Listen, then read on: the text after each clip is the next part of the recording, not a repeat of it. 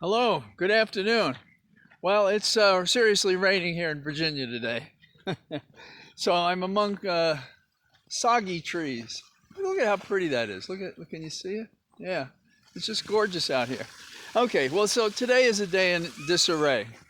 We have Biden, who spent an hour and a half with the Pope, and you just know that he was in his element and had a great time. And when the thing finished up, the Grand Pontiff said, "Go to Mass and have communion," sort of sticking it in the eye of all those Americans who claim to be Christians, but who cannot remove the dart from their own eye, as the Bible says. So the Hill is in disarray because we don't know which end is up in this sense. The liberals or progressives and the moderates appear to have made peace with each other. The big pregnant question is, if they pass this in the House, where are going to be S&M in the Senate? Are they going to do the right thing? Are they going to support the bill?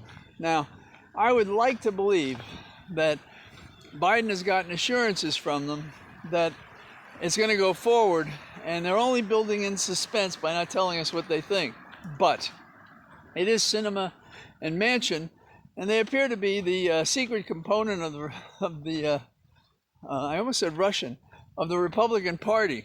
And so I think it's dangerous to keep calling it transformational. I think it should be, if we win this, it should be something like this is almost without precedent at any time between now and the 60s. That would be a statement. Transformational, who says that? What does that mean, transformational? Why not talk about what you're doing instead of this nonsense? Sorry, this is my language problem. So I hope I'm absolutely wrong that this thing is going to go in the crapper, because I would like the result to be what they propose, even though it's compromised. And remember, at the beginning, Biden wanted 2.2 trillion, and it looks like when the dust settles, he'll get something like 2.75 trillion if we actually get the agreement we're talking about. So that's something to talk good about. Now, as for our January 6th Select Committee, somebody go get a cattle prod and wake up Garland, our Attorney General so-called, and get him to approve the court action against Bannon for failing to appear before the Select Committee. And as I say this, another justice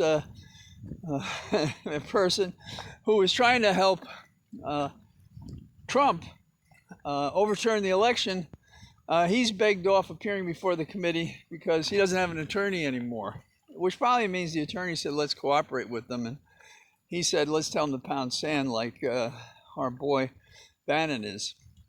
The committee is also doing court today. I haven't seen the papers, so I don't know how well or badly that went.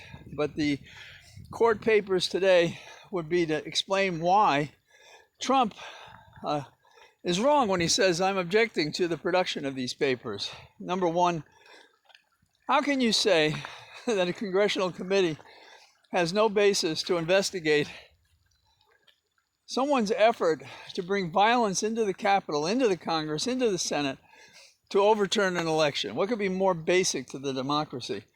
And the second kind of line of arguments is, well, what about our privilege? Well, what privilege are you talking about? Privilege is to protect the confidential communication for some good reason.